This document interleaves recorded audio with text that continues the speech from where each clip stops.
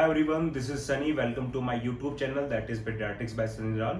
So today our topic is kangaroo mother care. तो kangaroo mother care आप सभी ने ये वर्ड सुना होगा और इसके बारे में आपने बहुत कुछ पढ़ा भी होगा, बट कुछ ऐसी चीज़ें हैं जो मे बी आपको नहीं पता हो, उसका रीज़न क्या है वो हम इस वीडियो के अंदर ही डिस्कस करेंगे. बेसिकली ये KMC जो है ये कॉम्पिटिटिव एग्जाम्स के व्यू के अगर अकॉर्डिंग हम देखें तो ये बहुत इंपॉर्टेंट है. इससे बहुत सारे क्वेश्चंस बनते हैं कि KMC का मिनिमम ड्यूरेशन क्या है, हमें कब स्टार्ट करना है और कब इसको स्टॉप करना है. तो ये और प्लस इसके बेनिफिट्स कि इसके बेनिफिट्स क्या क्या है, तो इन सब पर हम बात करेंगे इसी वीडियो में. प्लस हम एक चीज पर और बात करेंगे कि इस केयर को हम कंगारू मदर केयर ही क्यों कहते हैं, कुछ और नाम क्यों नहीं है इसका, कंगारू ही क्यों.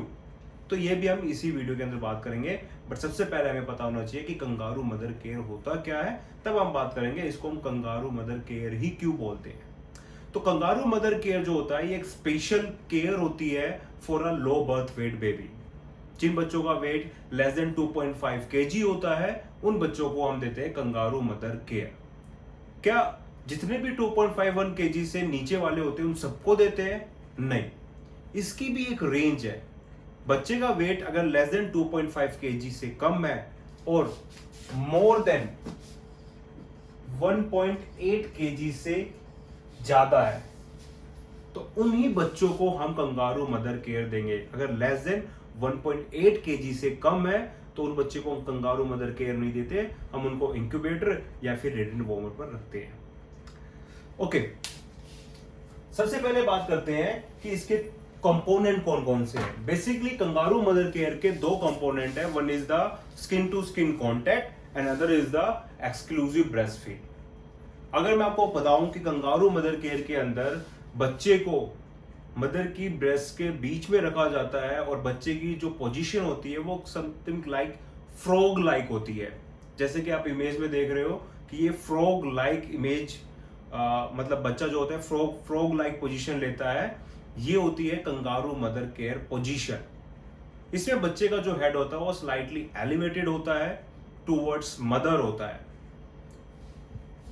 सेकेंड थिंग, इसी के अंदर एक्सक्लूसिव ब्रेस्ट फीड होता है. बच्चा इसके अंदर फीड भी करता रहता है. ठीक है, अब ऐसा जरूरी नहीं अगर मदर बच्चे को फीड ना करवा पाए, मतलब थ्रू ब्रेस्ट फीड ना करवा पाए, तो हम अदर मेथड से भी बच्चे को फीड करवा सकते हैं विद KMC. बात करते हैं कि इसके बेनिफिट्स क्या है, कंगारू मदर केयर के क्या क्या बेनिफिट्स है. तो सबसे पहले मैं आपको बता दूंगा कि इसके दो मोस्ट इंपॉर्टेंट बेनिफिट है. First is the thermal and second is the increase duration and increase rate of breast feed. Thermal regulation, जब बच्चा मदर की ब्रेस्ट पर होता है तो बच्चे को थर्मल रेगुलेशन मतलब हाइपोथर्मिया के रिस्क से प्रिवेंशन होती है. सेकंड, ड्यूरेशन, जब बच्चा ब्रेस्ट बर्ड के पास रहेगा तो उसकी duration plus rate of breast feed क्या हो जाएगी, इंक्रीज हो जाएगी. इसका मतलब बच्चा क्या करेगा, वेट गेन करना स्टार्ट कर देगा, जो कि हमें लो बर्थ वेट बेबी में करवाना है. अब जैसे ही मैंने बताया कि थर्मल रेगुलेशन, जो बच्चे लो बर्थ वेट होते हैं इसका मतलब उनके अंदर फैट क्या होता है, कम होता है, जिसको हम बोलते हैं ब्राउन एडिपोज टिश्यू. ये ब्राउन एडिपोज टिश्यू वही टिश्यूज होते हैं या वही फैट होते हैं जो थर्मल रेगुलेशन करते हैं. अब बच्चे के पास वो है नहीं तो क्या करेंगे, मदर की जो हीट है वो बच्चे के पास जाएगी थ्रू कंडक्शन, तो ऐसे हीट ट्रांसफर होगी और बच्चा हाइपोथर्मिया से बच जाएगा. These are the two most important benefits. और भी बहुत सारे बेनिफिट्स होते हैं, जैसे कि बच्चा सेटिस्फाई करता है अपनी 5 सेंसेस को. 5 सेंसेस आप सबको पता है. तो सबसे पहली सेंसेस आप बात करते हैं जैसे टच. जब बच्चा स्किन टू स्किन कांटेक्ट में आएगा मदर के तो उसका 1 सेंस जो है टच वो सेटिस्फाई होगा. सेकंड, जब बच्चा मदर की वॉइस सुनेगा या फिर हार्ट बीट सुनेगा, जब वो मदर की ब्रेस्ट पर होगा, जब मदर की वो हार्ट बीट सुनेगा या वॉइस सुनेगा तो बच्चे की हियरिंग सेंसेशन वो सेटिस्फाई होगी. थर्ड, जब बच्चा ब्रेस्ट फीड करेगा, सक करेगा तो उसका टेस्ट सेंसेशन सेटिस्फाई होगा. फोर्थ, जब बच्चा मदर का ऑर्डर, मदर की स्मेल लेगा तो बच्चे की ऑल्फैक्शंस जो सेंसेशन है वो सेटिस्फाई होगी. And the last sensation is vision. जब बच्चे का हेड एलिवेटेड होगा और मदर की तरफ देखेगा और मदर बच्चे की तरफ देखेगी, तो बच्चे और मदर का जो आई कांटेक्ट होगा वो विजन्स की सेंसेशन को सेटिस्फाई करेगा। तो ये 5 सेंसेशन सेटिस्फाई होती है through only and only KMC. Next, it decrease the risk of aspiration. जब बच्चे की पोजीशन हेड एलिवेटेड रहेगी तो बच्चा फीड करेगा, तो एस्पिरेशन के चांसेस क्या हो जाएंगे, डिक्रीज। मदर और बच्चे की जो बॉन्डिंग है वो और ज्यादा स्ट्रॉन्ग होती है केएमसी से। केएमसी ऐसा जरूरी नहीं है कि केवल मदर ही दे सकती है, उसको कोई भी दे सकते हैं, फादर भी दे सकते हैं, ठीक है। बट जो फीड करने की जो जिससे फीड कराते हैं उसके मेथड चेंजेस हो जाते हैं, ठीक है। Next and another that is the transportation. आपने हाइपोथर्मिया में पढ़ा होगा कि एक चेन ऐसी होती है, एक वीक चेन ऐसी होती है जब बच्चे को ठंड लग सकती है, वो होती है ट्रांसपोर्टेशन।